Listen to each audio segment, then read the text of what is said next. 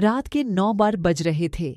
सास और ननद अमृता को देख रही थीं और अमृता उनकी आंखों में देखकर डर से थर-थर कांप रही थी। उसकी सास चिल्लाकर बोली, तुम्हारी हिम्मत कैसे हुई मेरे ही घर में ऐसे कुछ करने की? 4 दिन भी नहीं हुए मेरे घर में आकर तुम्हें और खुद को मालकिन समझने लगी क्या? आने दो मेरे बेटे को, तुम्हारे हाथ पैर तोड़ने के लिए नहीं कहा। तुम्ही, मेरा नाम भी सुनैना नहीं। आज क्या हुआ क्या पता। सास जितनी निर्दयी थी उतना ही निर्दयी अपने बेटे को भी कर दिया था। हर एक नई दुल्हन अपने पति के घर जाने के लिए राह देखती है, पर अमृता, वह तो उसके पति की राह भी कभी नहीं देखती थी, क्योंकि वह अपने पति से बहुत डरती थी। मन ही मन में भगवान का जाप जप रही थी कि उसका पति आज घर पर आए ही नहीं। पर जब तक उसका पति घर पर न आए तब तक उसे उसके सास खाना खाने नहीं देगी। इतनी निर्दयी उसकी सास ने रसोई घर को ताला लगा रखा था। ऐसा क्या हुआ था कि सुनैना अमृता को ऐसे प्रकार का दुख दे रही थी, और अमृता के पति मतलब अजय का ऐसा क्यों स्वभाव था कि नई दुल्हन होकर भी वह अपने पति की राह नहीं देखती थी। अमृता की शादी अजय से 5 महीने पहले हुई थी। अमृता को माँ बाप नहीं थे। 12वीं की पढ़ाई होते ही उसके चाचा चाची ने उसकी शादी करवा दी। अमृता की जिम्मेदारी से उसके चाचा चाची मुक्त हो गए। उसकी चाची ने उसकी शादी के बाद के त्योहार भी मनाए नहीं। उसे 4 दिन के लिए मायके में त्योहार मनाने के लिए बुलाया भी नहीं। उसकी शादी करके जिम्मेदारी से मुक्त हो गए बस। अमृता के ससुराल में उसकी सास सुनैना, पति अजय और नंदन मोनिका, जिसकी शादी पक्की करके सगाई कर दी थी। छोटा सा परिवार था। सुखी और शांतिपूर्ण गृहस्थी के सपना लेकर अमृता इस घर में आई थी। पर सपना तो सपना ही होता है। हर समय सपना सच होना कम मुमकिन होता है। उसका भी सुखी गृहस्थी का सपना तो सपना ही रह गया। अमृता की उम्र 18 की पूर्ण हो गई थी और अजय 30 का था। दोनों के बीच में 12 साल का अंतर था। सास सुनैना ने अमृता के लिए 10 नियम बनाए थे। सुबह 4 बजे उठकर पूरे घर की साफ सफाई करना, बाद में नहाकर भगवान की पूजा करने के बाद में रसोई में जाना, हमेशा सर पर पल्लू रहना, सबसे पहले खाना ना खाना, मतलब सबके खाने के बाद ही अमृता खा सकती थी। ऐसे और भी कितने नियम कायदे सुनैना ने अमृता के लिए बनाए थे।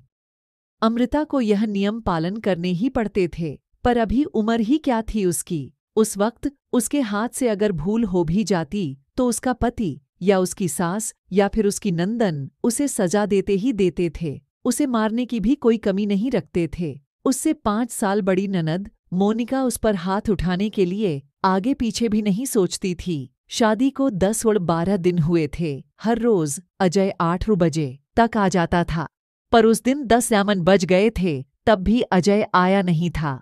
अमृता को बहुत जोर की भूख लगी थी। उसने खुद के लिए थाली बनाई और रसोई में खाने के लिए बैठी। अभी पहला ही निवाला मुंह में डाल रही थी कि तभी उसकी सास ने देख लिया। उस पर उसकी सास बहुत चिल्लाई। वो अमृता से सहन नहीं हुआ। तभी अमृता बोली, वह अभी तक नहीं आए, मुझे बहुत भूख लगी थी इसलिए खाने के लिए बैठी। सास कुछ बोलने वाली थी, तभी मोनिका आगे आई और अमृता को चांटा मार दिया।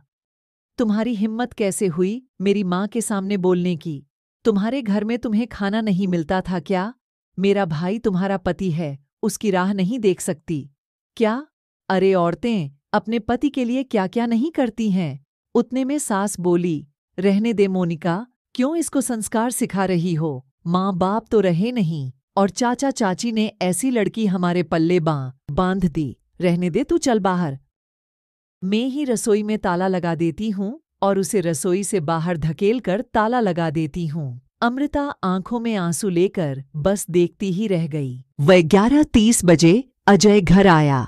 तभी सुनैना और मोनिका ने मिर्च मसाला लगाकर अमृता के खिलाफ अजय को भड़काया। वह तो माँ का भक्त। इतना ही सुनकर उसने गुस्से में आकर अमृता को थप्पड़ मारा। उसे उस दिन खाना भी मिला नहीं।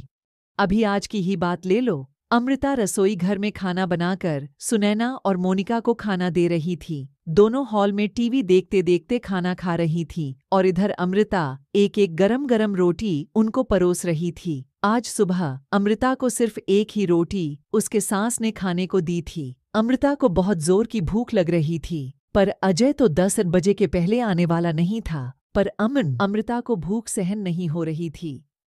सास और मोनिका का खाना खाने के पहले रसोई घर को ताला लगाने से पहले अमृता ने जल्दी से रोटी अपने पल्लू में बांध कर रखी ली। जब माँ बेटी का खाना होने के बाद उन्होंने अमृता को बाहर निकालकर रसोई घर पर ताला लगा दिया और दोनों उनके रूम में आराम करने के लिए निकल गईं। उसने पल्लू में बंधी हुई रोटी निकाली और रोटी वैसे ही बिना सब्जी के खाने लगी। रोटी खाते खाते उसके आंखों से आंसू बह रहे थे। उसका स्वाभिमान इस बात के लिए रजामंदी नहीं दे रहा था, लेकिन क्या करें, यह भी उसे समझ आ रहा था।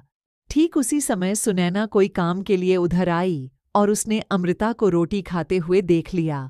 बस फिर क्या होगा, तमाशा चालू हो गया और उस वजह से अमृता भगवान से प्रार्थना कर रही थी कि अजय घर पर आए ही नहीं। क्या पता आज वो क्या करेगा। शादी के बाद इनके ही सामने खाना खाया था, तब भी थप्पड़ मारा था, पर आज तो रोटी चुराकर खा रही थी।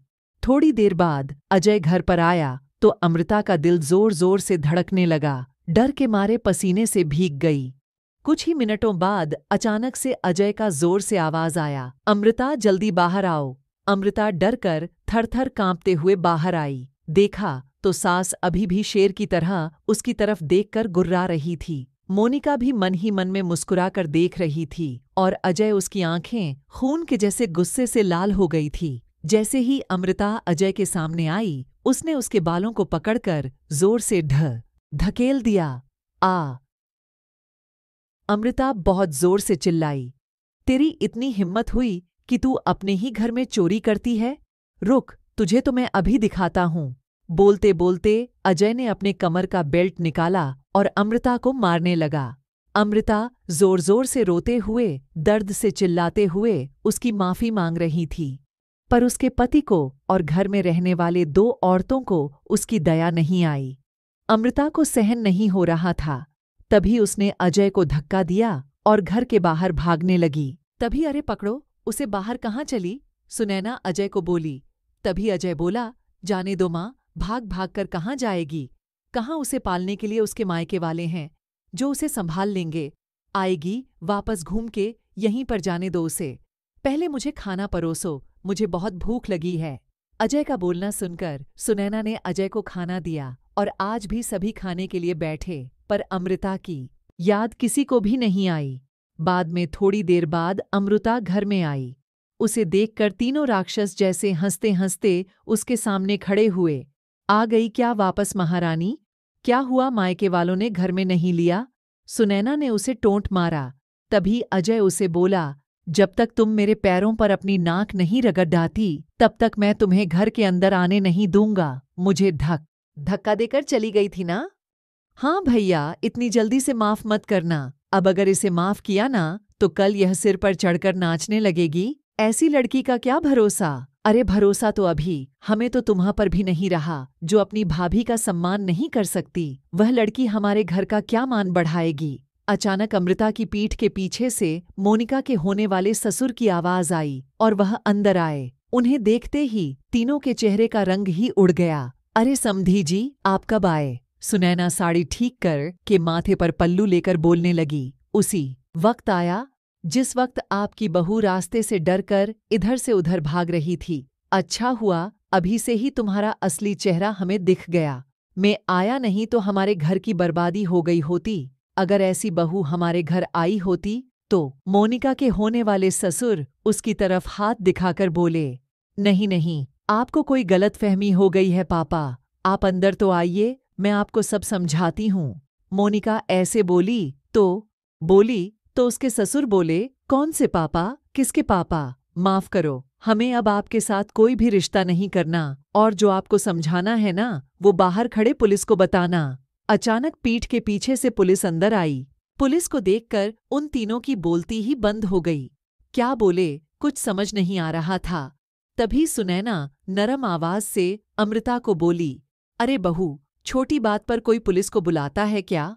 छोटी सी गलतफहमी हो गई है ना, और ऐसी छोटी बड़ी परीक्षा हर एक औरत को शादी के बाद देनी ही पड़ती है।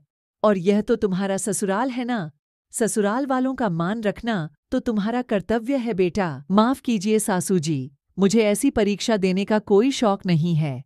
मैंने शादी थप्पड़ खाने के लिए नहीं की थी। और यह ऐसा कैसा ससुराल जहां मुझे रोटी भी चुराकर खानी पड़ती थी? आपने मुझे कमजोर समझा था क्या? मेरा मायका नहीं है, पर मैं कमजोर नहीं हूं। अभी यही संस्कार अपने बच्चों को जेल में देना। अंत में पुलिस ने उन तीनों को पकड़कर जेल के अंदर डाला। मोनिका की ससुराल वालों ने शादी तोड़ दी और अमृता को एक स्वयंसेवक संस्था ने आगे जाने का मार्ग दिखाया। अमृता संस्था के साथ में काम करके लोगों को घर में होने वाली घरेलू हिंसा के बारे में जागरूकता फैलाने लगी। उसने अभी सही मायने में जिंदगी की नई शुरुआत की।